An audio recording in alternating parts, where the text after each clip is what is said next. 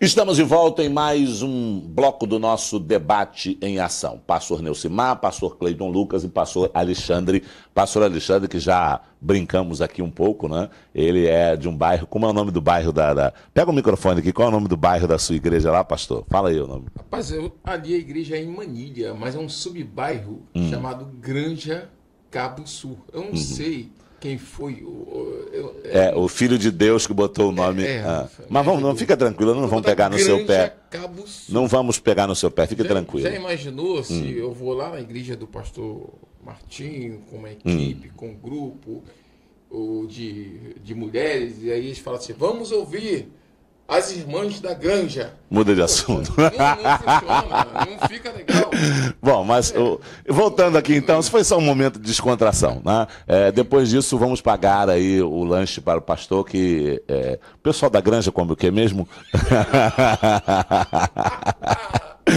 Vamos lá. O presidente está vivendo um momento muito difícil. Presidente cheio de boas intenções, ele está experimentando nesse primeiro ano de governo, primeiros meses do primeiro ano de governo, ele está experimentando algo terrível, porque o executivo não tem nada a ver com o legislativo, é completamente diferente. Ele passou a vida toda no legislativo, né? São 27, 28 anos como deputado.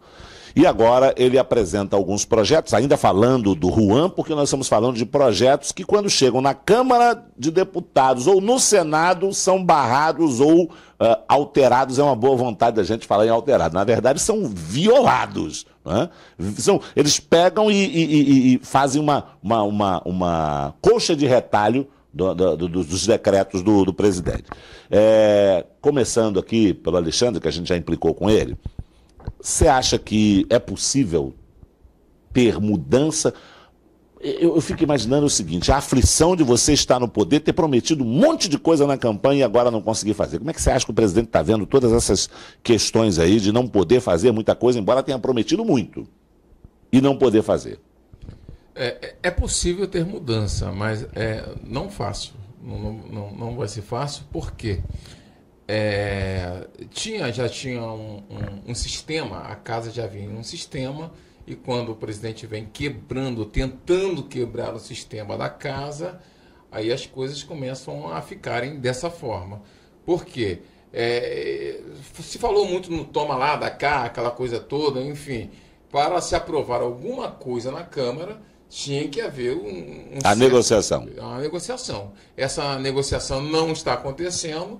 E o que está acontecendo? Na verdade, não consegue se aprovar nada. E já vamos para 6 meses de governo e ele não consegue aprovar nada. Então, ele, do jeito que é impulsivo, não cede. E tem o pessoal da esquerda que também perturbando o tempo todo, tentando pegar um erro, um vacilo, alguma coisa, e assim vamos empurrando com a barriga, e o Brasil nessa situação complicadíssima. Porque nesse momento, pastor Clay, tudo que o país precisava era de uma liberação, a Previdência sendo aprovada e o crescimento. O país precisa crescer desesperadamente, a gente precisa de emprego. Eu acho hoje que se o Bolsonaro consegue fazer com que essa economia ande, os empresários voltem a acreditar, até os empresários de fora voltem a acreditar e o emprego volte a funcionar, o próprio país começa a andar. Mas tem uma agenda política que atrapalha o crescimento, que atrapalha qualquer boa intenção. Sim ou não? A sua análise disso aí, você acha que consegue desatar esse nó? Porque é engraçado, pastores, o presidencialismo é muito ruim. Porque o presidente é refém da Câmara de Deputados e refém do Senado. Isso quando o STF também não resolve legislar. Você acha que dá para funcionar? Pastor Martinho, foi falado aqui, o presidente não governa sozinho. É até uma experiência nova para ele, né? Quase 30 anos como parlamentar, como deputado federal e agora como presidente no Executivo. Não governa sozinho, tem a Câmara, tem o Congresso. Só que eu penso o seguinte: se os nossos parlamentares, independente de deputado federal ou senador, tivesse a preocupação com o crescimento do país, daria sim para crescer, daria sim para melhorar, para ver um progresso. Só que a gente sabe que tudo é uma motivação política, jogo de interesse. E tem aquelas pessoas, às vezes, que sabem que o projeto é bom, é bacana, vai haver um progresso, uma melhora. Mas só para ser do contra, não aprova. Como, por exemplo, foi mencionado aqui agora há pouco, os partidos de esquerda. Eu lembro do ministro da Economia, quando ele foi sabatinado. Paulo Guedes. Sabatinado não, Paulo Guedes. Um dos seus discursos, ele diz assim, o pessoal da esquerda sabe que tem que haver essa mudança, que tem que ser aceito, tem que ser aprovado. Ele sabe que é necessário, mas por causa de uma questão política, de ser do contra, eles não aprovam. Então, infelizmente, a questão de muitos ali não é ver o progresso do Brasil, do nosso país, mas é questão política, não é adversário, não pode. Não podemos aprovar, porque se aprovar vai dar certo e os aplausos todos vai ser para ele, infelizmente. E o crescimento, o país fica atrofiado por causa de coisas pequenas, entendeu?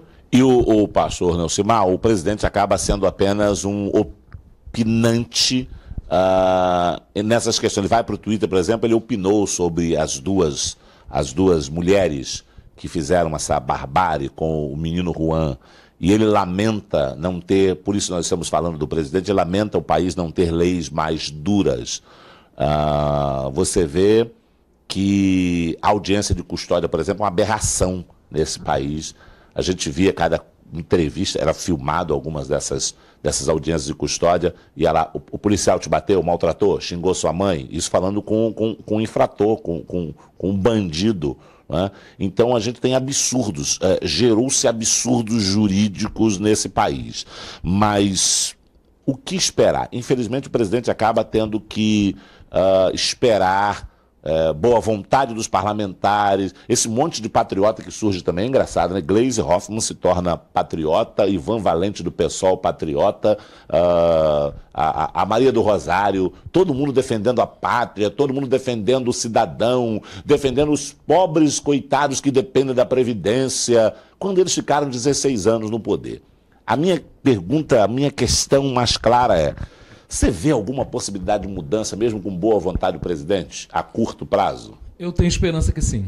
Eu tenho esperança que sim. A gente entende que existe uma inabilidade, tanto dele como chefe do Poder Executivo, como daqueles que dão ali o aporte. Mas a gente acha que isso vai se ajustar, porque existe uma vontade no país. O país quer mudança. E talvez o que está faltando para nós é isso.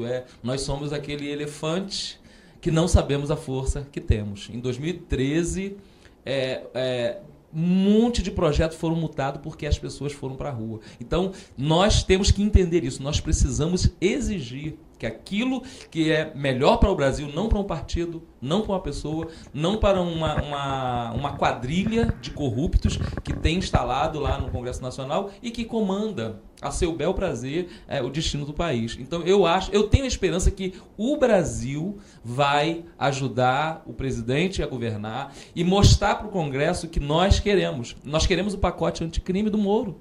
Nós queremos que isso seja votado, nós queremos que isso seja analisado. Nós queremos, como aconteceu, o pastor Martinho falou aqui, as 10 medidas contra a corrupção que foram totalmente desfiguradas à noite depois do acidente lá do avião da Chapecoense.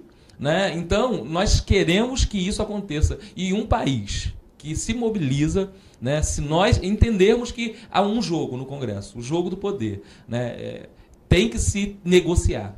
Um presidente, um ministro, achar que ele vai conseguir fazer na força, não vai. Ele tem que aprender a negociar, mas negociar com as armas corretas, negociar da forma correta. E tendo esse peso que eu acho que ele tem, ainda tem, do Brasil por trás, dando o respaldo necessário. Nesse momento que a gente vê a corrupção se levantou. A corrupção, quando fala corrupção, nós falamos de corruptos passivos e ativos, daqueles que já foram pegos e daqueles que ainda podem ser pegos a qualquer momento. Quando a gente vê esse tal de Intercept, aliás, tem um vídeo essa semana onde o Lula é entrevistado por esse jornalista americano, e ele dá a dica para isso acontecer. Alguém vazou aí, alguém conseguiu achar. Ele diz, tem que fazer isso, tem que desmoralizar o Moro, tem que desmoralizar o Deltan, tem que descobrir o meio, alguma coisa que eles fizeram, que eles falaram. Está lá o Lula falando isso. Eu quero saber de vocês o seguinte: pastor Cleito, pastor Alexandre. Nesse momento, onde a esquerda não dormiu, quem é que lembra quando o Zé Dirceu declarou que eles iriam tomar o poder não pelo voto? Alguém achou, vai matar. Eles têm uma outra estratégia que é sabotagem. Eles estão sabotando todo o processo. A reforma da Previdência hoje ainda não passou. E se deixar, vai se arrastar. Como é que está sendo arrastado? Sabotagem. Você vê, o pessoal se inscreve na Comissão de Constituição e Justiça só para tumultuar. Você vê que não há interesse nenhum no Brasil. A esquerda e os corruptos não estão satisfeitos, por exemplo, com as 10 medidas, com o pacote. Já tem proposta para que o preso por corrupção, é uma proposta do Jacques Wagner, não pegue a prisão, o mínimo não seja 12 anos, seja 5. Onde é que a gente vai parar com um deputado corrupto ainda, e hoje, porque não temos só deputados, nós temos empresários corruptos também, mandando nesse país. Porque eles mandam. Mandam porque, através da chantagem, as coisas não vão, não andam, não funcionam. Você acha que tem chance? Fico com o pastor Neucimar, né? Nós somos pessoas de fé, de esperança. O presidente tem boas intenções, então já é um caminho. O nosso presidente tem boas intenções, é bem intencionado. Mas é uma oposição forte. Eles ficaram 16 anos no poder. Aparelharam o Estado. 16 anos. E agora que se levanta um outro governo, eles querem tumultuar.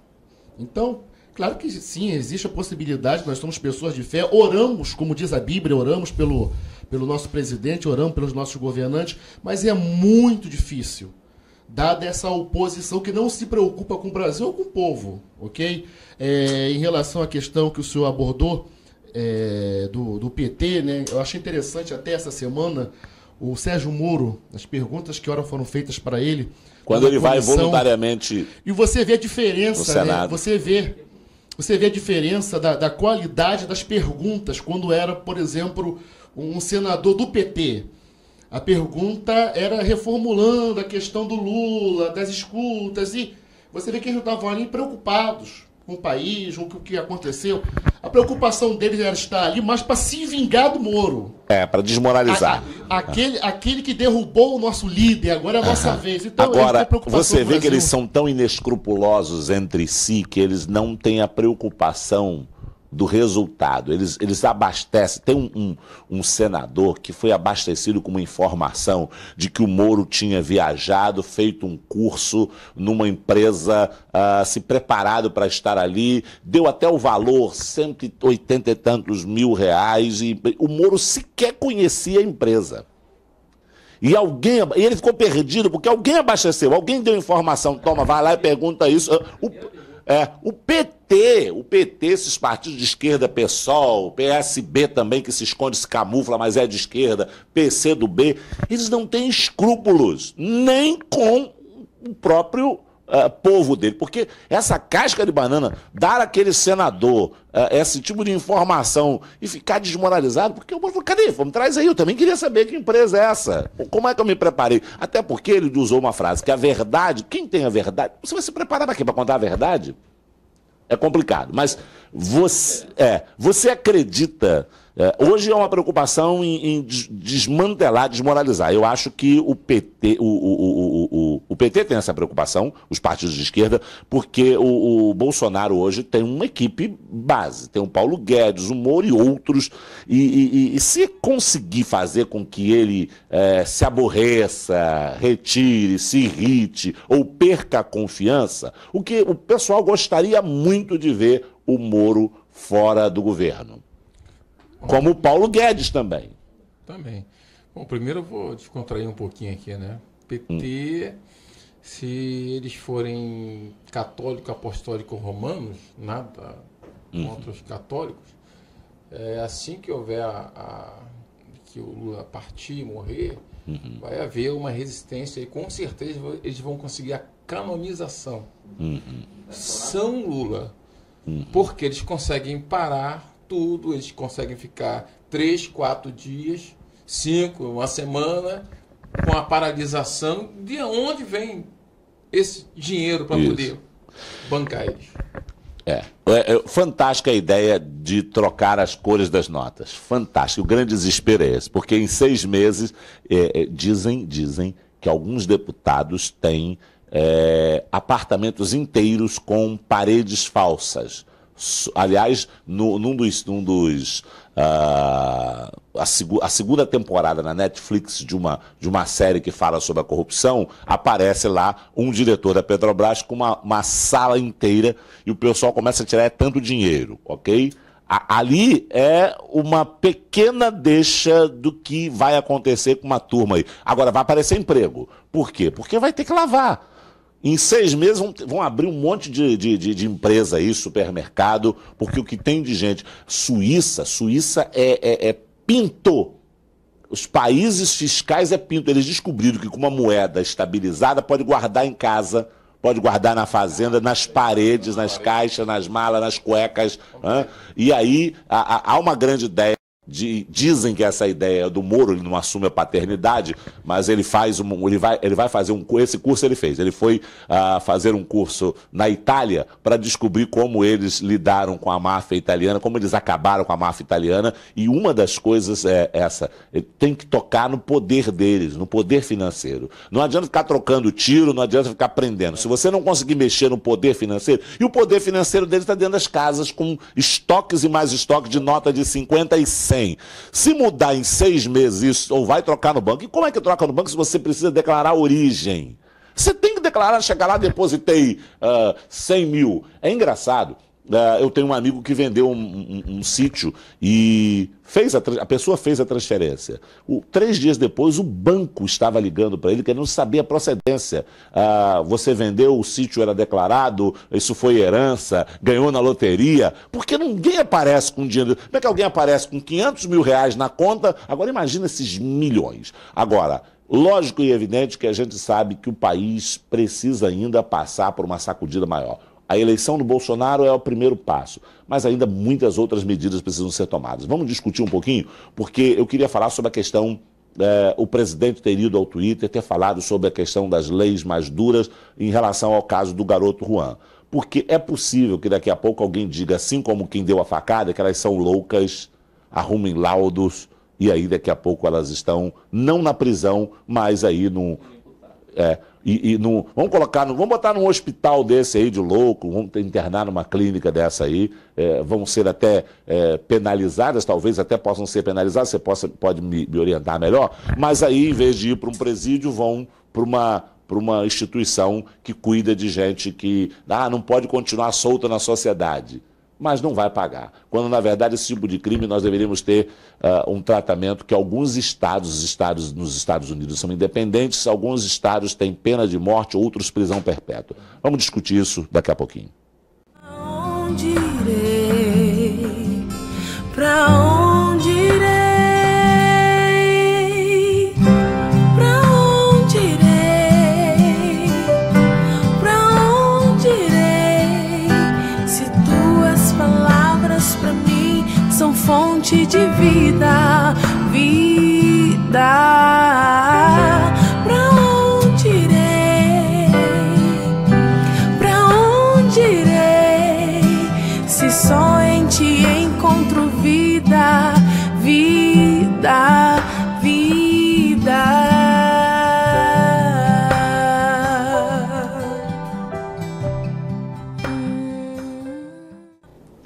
De volta no Debate em Ação com os pastores Cleiton Lucas, Alexandre Lima e Neucimar Porto.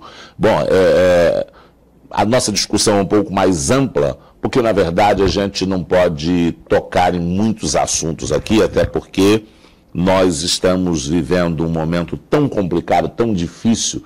Quando a gente vê essa questão do que essa dupla, tem gente insistindo em chamar de casal, mas essa dupla de gays fizeram com esse garoto, a gente já tem notícia de outros casos, mais um no Brasil e tem outros casos fora. Com isso a gente tem a questão também que falar da adoção de crianças por homossexual. O ECA, o Estatuto da Criança e do Adolescente, liberou inclusive a adoção com idade maior. E há uma discussão hoje na Câmara de Deputados, facilitando um pouco a adoção. Porque tem muita gente, tem muita criança em depósitos, alguns lugares são apenas depósitos de criança, e tem muita criança precisando ser amada, e tem muita gente querendo cuidar de criança, ter direito de adotar uma criança. A lei é muito complicada, mas a lei facilitou para esses casais. Tem gente na fila há 2, 3 anos, mas um casal desses, né, a dupla chega lá, e se você demorar muito, eles entram dizendo que está havendo discriminação. Pai e mãe, né? Macho e fêmea não pode reclamar de discriminação nenhuma, mas eles reclamam e a adoção sai 70 vezes mais rápido, mais acelerada para eles. Discutindo essa questão, vocês acham que esses episódios, o do garoto Juan e o outro que aconteceu, pode levar a sociedade a uma discussão melhor sobre essa questão de liberar a criança para iguais? Porque é uma coisa muito engraçada. Me desculpem vocês, para não dizer, na minha visão teológica, trágica, você tem 2 pais. Quem é a figura feminina da coisa? Não, é um barbudo, como diz o presidente sempre usou essa expressão, o barbudo vai lá e diz que hoje a mãe é ele, mas ele resolveu que amanhã, na semana que vem, vai ser o outro barbudo. Né? Aproveitando que o Jó Siqueira está aqui, né? Ele teve aí um tumor no cérebro, foi considerado morto, depois da cirurgia, está aqui hoje testemunhando, falando do amor de Deus. Se você quiser depois conhecer, Eu Suportei o Insuportável, livro do Jó. Não tem nada a ver com ideologia de gênero, não, tá? Eu falei do barbudo, para não esquecer de barbudo, mostrei a barba do Jó. E aí, a sociedade tinha medo de falar, porque todas as vezes que nós estamos falando aqui, para sofrer um processo, basta alguém pegar a cópia desse programa e pronto, discriminação. E aí eles blindaram de tal maneira que você ficou impedido, você é criminalizado por opinar. Tem sido, inclusive, uma discussão do pastor Silas Malafaia, que já tem aí 99 processos. Né? Mas nós queremos discutir isso. Vocês acham que agora a sociedade vai ser menos acuada e nós vamos discutir essa questão de criança ser criada por iguais? Porque, mas qualquer casal faz isso. Me desculpa. Mas eu não conheço na história um pai que tenha tentado, um pai, casal, mãe e pai, para gerar um equilíbrio, tenha tentado forçar um garoto a ser uma menina a ser um garoto, inclusive com mutilação. Você acha que está na hora da gente abrir uma discussão sobre isso, pastor Nelcimar? Eu acho que sim, há uma distorção, né? Uma distorção com relação à natureza, com relação àquilo que é normal, com relação àquilo que a gente até 15 anos, 20 anos atrás não se falava, né, sobre isso. Então, isso tem que ser analisado, sim. Percebemos que todo o poder público já caminha com a ideia de que isso é algo normal, de que isso é algo natural, mas o que estão se esquecendo é da criança. Estão se esquecendo que é uma pessoa em formação. É alguém que precisa de suas referências. Não vai existir fruto de uma relação homossexual. Não tem como, naturalmente isso não vai acontecer. Esse fruto vai ter que ser fabricado usando a matriz heterossexual. Então, estamos indo contra a natureza, né? E uma criança quando existe uma maturidade, né? Quando existe um desejo, eu entendo que aí a gente não pode interferir. Mas quando é criança, que ainda não tem a sua formação, isso precisa ser respeitado e o poder público tem que analisar essas questões, sim.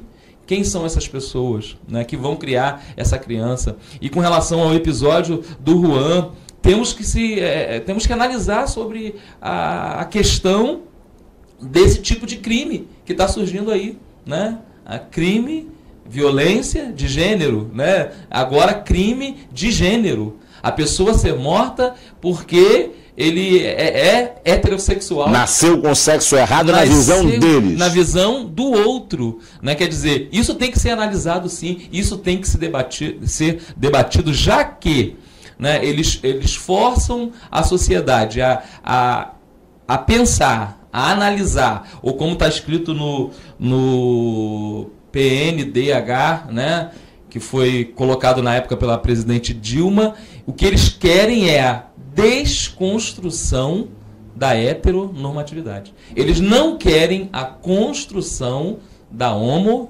heteronormatividade. Não é isso que eles querem. Eles querem desconstruir a heteronormatividade. Então isso tem que ser analisado, isso tem que ser pensado e tem que ser debatido muito pela nossa sociedade, pelo poder público e também pelo nosso Congresso Nacional.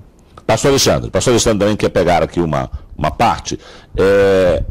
O que nós vimos com esse crime, já falamos aqui, forçando uma criança, não foi por argumento, né? A ideologia está indo um pouco mais além, porque há uma forçação nos colégios, em livros didáticos, programas de televisão, mas a coisa partiu para agressão.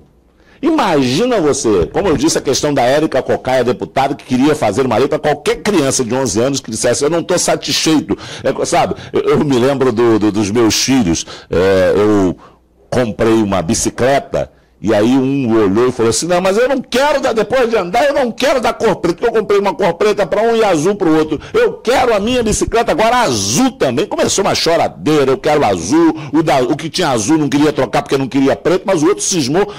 E aí a gente disse, tudo bem, vamos lá, vamos vender, vou anunciar em algum lugar e compra uma outra. Isso aí, a gente já não dá esse tipo de confiança para filho, mas imagina o que é uma criança, porque amanhã a criança vai dizer, não, a preta tá boa. No outro dia o garoto acordou querendo andar, acabou a discussão. Uma criança de 11 anos, para dizer que hoje eu nasci com vontade de ser homem, uma menina. Não, vamos mudar tudo, vamos meter hormônio nela, vamos injetar hormônio nela, porque ela quer ser homem.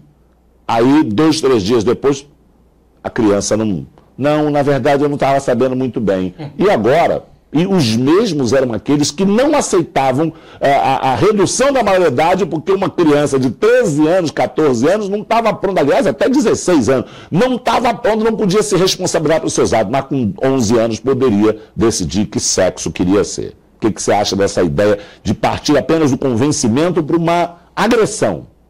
Bom, a agressão já existe, né? Isso já está a gente observa que chegou num ponto... Um estágio bem avançado. Um estágio muito avançado. E quando o pastor Neucimar aqui... Neucival é outro de Itaboraí também, vocês são tudo de Itaboraí. Parente dele. A gente ficou observando uma coisa, a criança, quando a gente vai... trabalhar algumas pessoas hoje no consultório para poder atender, você faz uma anamnese e você vê que há um bombardeio das doenças psicossomáticas. Então, olhando para para a pergunta e para a resposta do pastor Neucimar, a gente vai analisar da seguinte forma: isso daqui a 10, 20, 30 anos, se há um bombardeio hoje das doenças psicossomáticas, que são traumas da infância, se nós já sofremos por traumas da infância, imagina agora essas crianças, né, recebendo esse bombardeio de informações. né, daqui a 20 anos, os traumas que elas vão enfrentar. Pastor Cleidon Lucas, o que se vendeu durante muito tempo é que ser gay é que era ser legal, que ser gay é que fazia ser famoso, que ser gay é que era ser gente boa. Daí facilitação para adoção de criança, porque eu não sou contra quem quer cuidar de criança, eu não sou contra. A questão toda é, por que você não cria como ser humano? Não, eu estou aqui como ser humano, o ser humano fulano de tal, mas não, o gay é que quer criar, o casal de gay, né? A dupla que quer criar. Você acha que esse bombardeio, primeiro de que legal é ser assim, né? Tem até uma piada que antigamente era opcional, né? E hoje está sendo coagido, e tem gente querendo mudar do Brasil antes que seja obrigatório.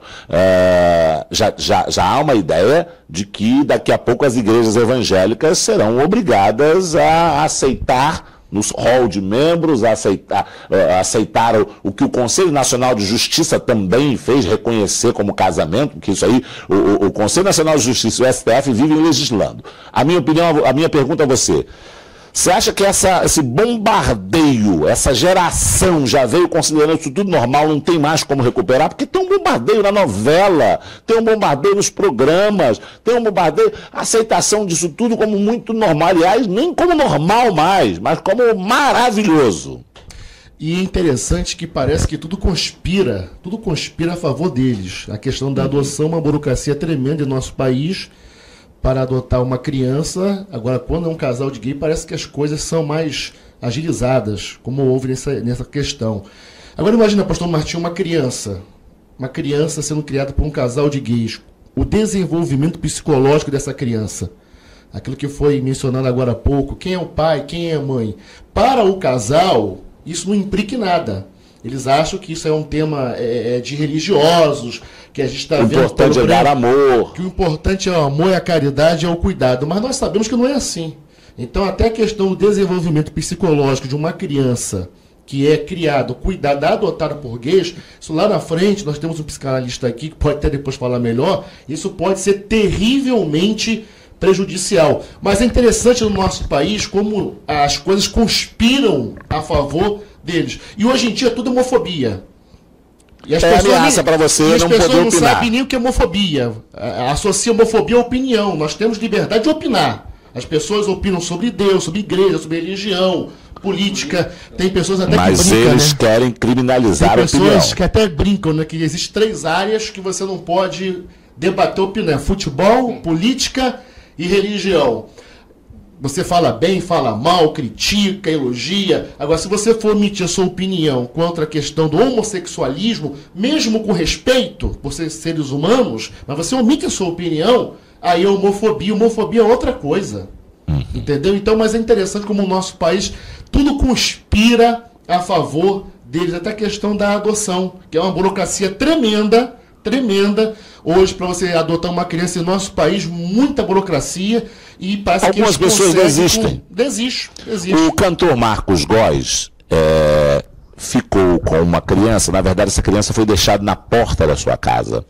E ele conseguiu, já que ninguém sabia a origem da criança, ele conseguiu ficar com a guarda temporária. Para você ter uma ideia, o garoto tem 9 anos de idade.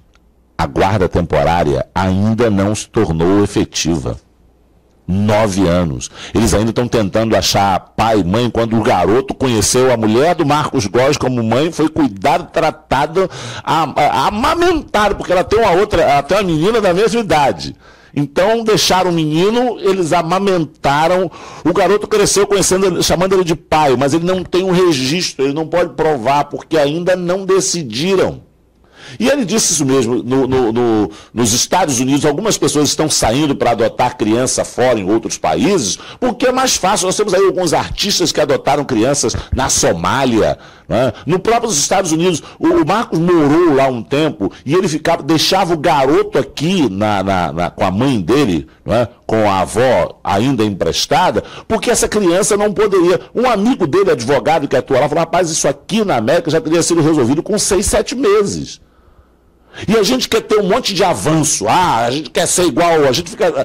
Fulano é tiete dos americanos. A gente tem a síndrome de ser serviçal dos americanos. Irmão, a gente não conseguiu avançar. Não é só em tecnologia, não. Os Estados Unidos é maravilhoso em tecnologia. Em coisas básicas. Por causa do entrave. Entrave esse que beneficia alguns grupos. Porque é impossível, é inadmissível você achar que esse negócio de alguém que está já cuidando de uma criança há 9 anos não conseguir ainda normatizar isso, essa guarda, porque há um grande interesse do Estado. O Estado quer preservar quem? Pastor Wilson, o Estado quer preservar quem?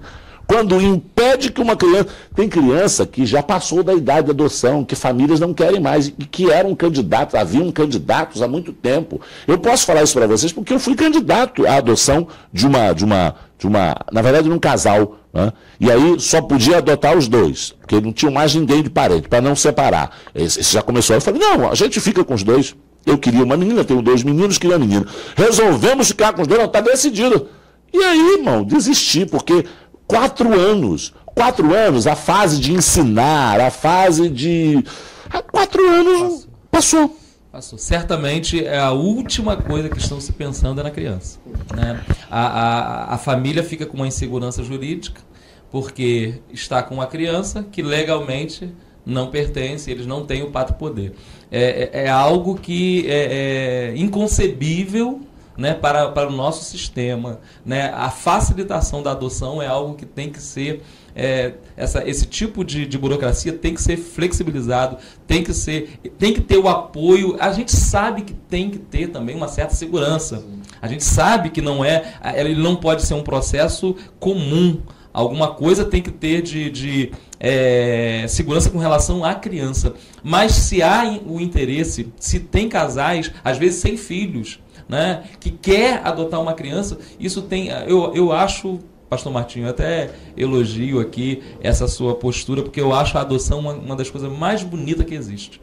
Porque é você tirar uma criança. Eu tenho 3 filhos, homens, né? E eu sempre falo, minha esposa também, que a gente, se a gente puder, a gente vai adotar uma criança, mas por causa disso. Porque você dá para aquela pessoa, um ser que existe, as mesmas condições que você pode dar para o seu filho. Talvez o chamado filho do coração, é algo muito sublime no nosso aspecto, no nosso ambiente, né? Os cristãos, os evangélicos, né, teriam que ser motivados a adotar. Aqueles que têm condição de cuidar de uma criança teriam que ser motivados a adotar. Então, o Estado não pode fazer esse tipo de coisa. 9 anos...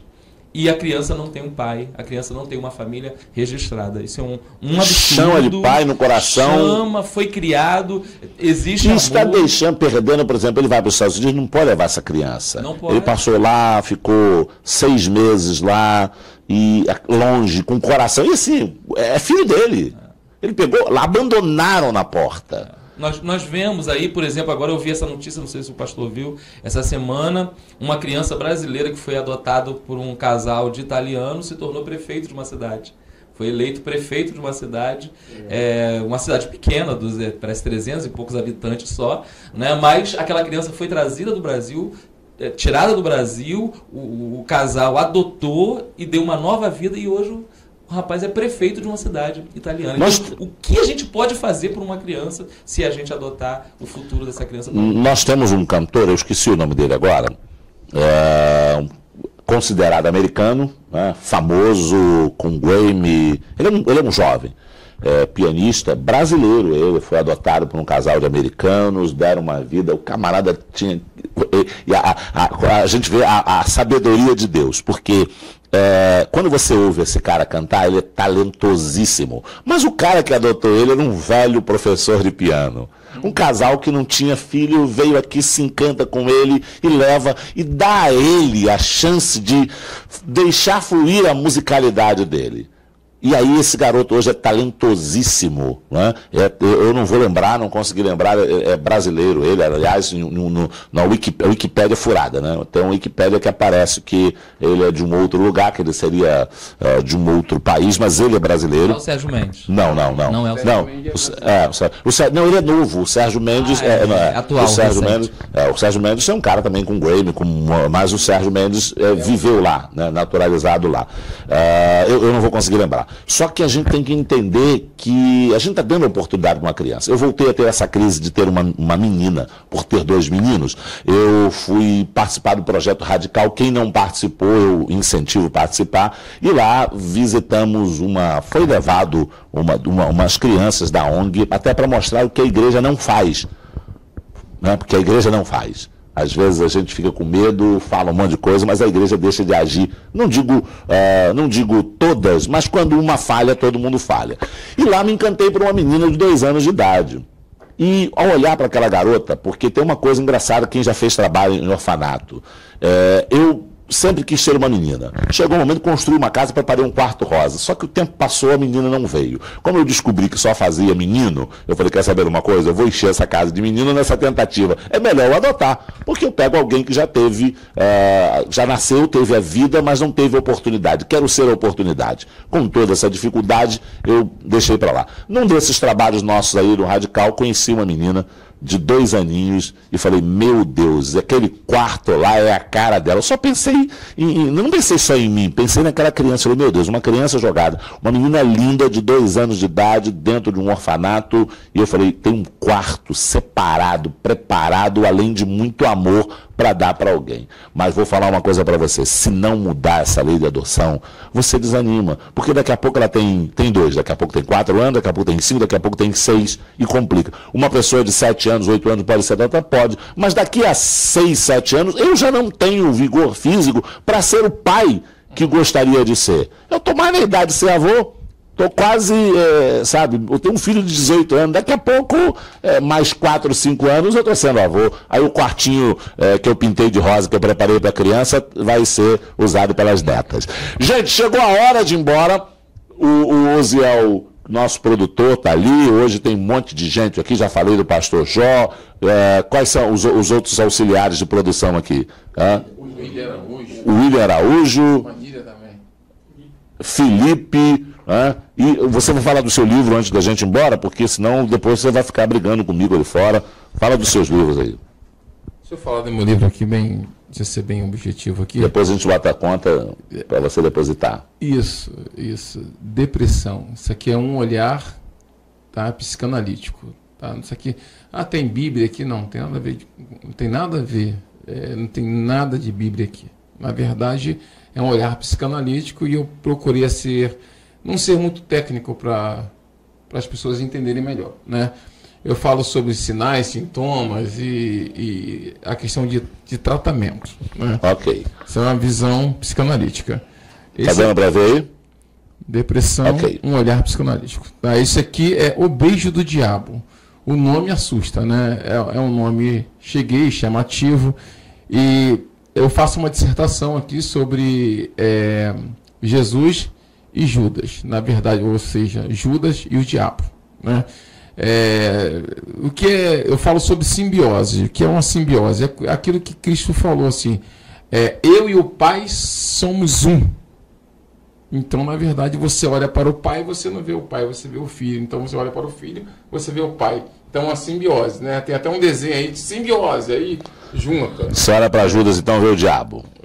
Nesse momento, sim, ele recebeu um beijo. Como é que faz para adquirir o seu livro? Via WhatsApp, vai lá. Fala aí o seu WhatsApp. DDD 21 99734 7327. DDD 21 99734 7327. E redes sociais também. Facebook Alexandre Pinheiro de Lima, é fácil de achar. Maravilha. Obrigado. Pastor Cleiton Lucas, como é que alguém te acha? Face, Zap, Instagram, agora está complicado, né? Mas vamos lá. Tá ruim? Pastor Martinho Monteiro, agradecendo mais essa oportunidade, agradecendo a Deus, nosso amigo Osiel, de São Gonçalo para o Mundo, TV SG, bombando aí para a glória de Deus. Acessando nosso site, pastorcleitonlucas.com.br, lá está todas as nossas redes sociais. Estamos aí à disposição dos irmãos, que Deus continue abençoando a Web TV SG, e em especial esse programa, o Debate SG. Maravilha. Debate em ação, né? Debate em ação. Pastor Neucimar Porto, obrigado, um prazer tê-lo aqui. A gente sabe do seu corre-corre, de sua correria, mas é bom tê-lo aqui e já fica o convite para outras oportunidades. Agradecemos, estamos ali na Assembleia de Deus de Manilha, filial ali da Assembleia de Deus do Alcântara, e temos também nas nossas redes sociais, Neucimar, Grace Porto, você pode ir lá nos localizar. E eu gostaria de encerrar, né, falando o texto de Salmo 127, versículo 3. Filhos são herança do Senhor. O fruto do ventre, o nosso galardão, o nosso prêmio. E uma criança é para ser valorizada. Quem tem um filho, pastor Martim Monteiro está falando aqui, ele desejava uma menina, não teve. Quem tem um filho, cuida dele, né? Cuida dessa criança, educa essa criança para que nós tenhamos aí um Brasil melhor. E eu estou muito orgulhoso dos meus filhos, principalmente do mais velho. O mais novo é músico na igreja, o mais velho está indo agora em julho para a Missão Jocum.